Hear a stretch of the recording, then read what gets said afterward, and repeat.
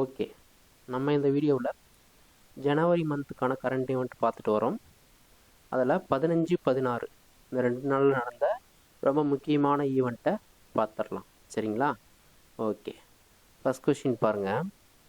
தனித்துவமான ஆல்பைன் சுற்றுச்சூழல் அமைப்பு மற்றும் இயற்கை அழகுக்காக 1982 தேசிய பூங்காவாக அறிவிக்கப்பட்ட பூங்கா எது அப்படின்னு சொல்லி பார்த்தீங்கன்னா நந்தாதேவி உயிர்கோள காப்பகம். சரிங்களா? தனித்துவமான ஆல்பைன் சுற்றுச்சூழல் அமைப்பு மற்றும் இயற்கை அழகுக்காக 1982 தேசிய பூங்காவாக அறிவிக்கப்பட்டது நந்தாதேவி உயிர்கோள காப்பகம். சரிங்களா? ரொம்ப முக்கியமானது. இந்த நந்தாதேவி உயிர்கோள காப்பகத்தை பாரம்பரிய தலமாக யுனெஸ்கோ பார்த்திங்கன்னா 2005 அறிவித்தாங்க. சரிங்களா? ஆல்பைன்னா அது ஒரு தாவரம். அது வந்து நிறைய விதமாக இங்கே ஒரு இயற்கையை வந்து சீர்படுத்துது அப்படின்ற மாதிரி சொல்கிறாங்க. சரிங்களா? ஓகே, நெக்ஸ்ட் பாருங்கள். என்பிஎஸ்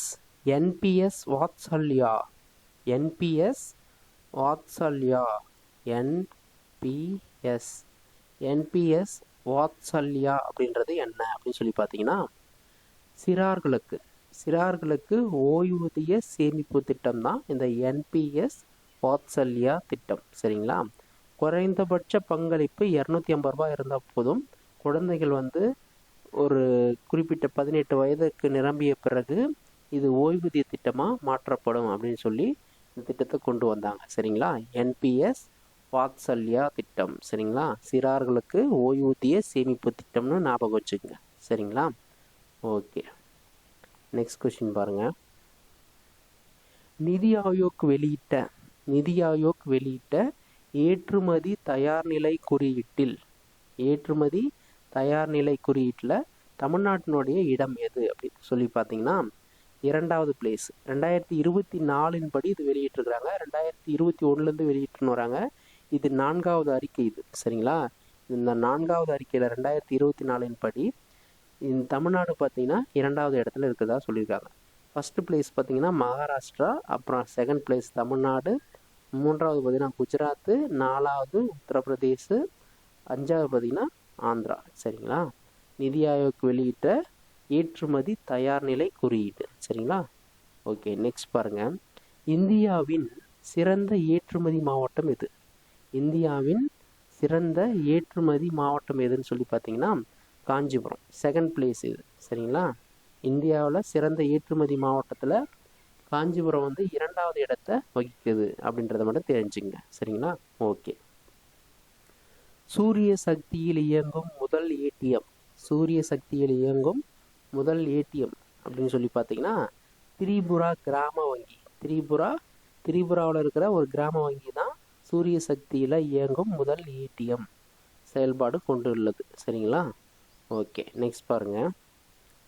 ஊழல் தடுப்பு சட்டத்தில் வழக்கு தொடர அனுமதிக்கும் பிரிவு எது?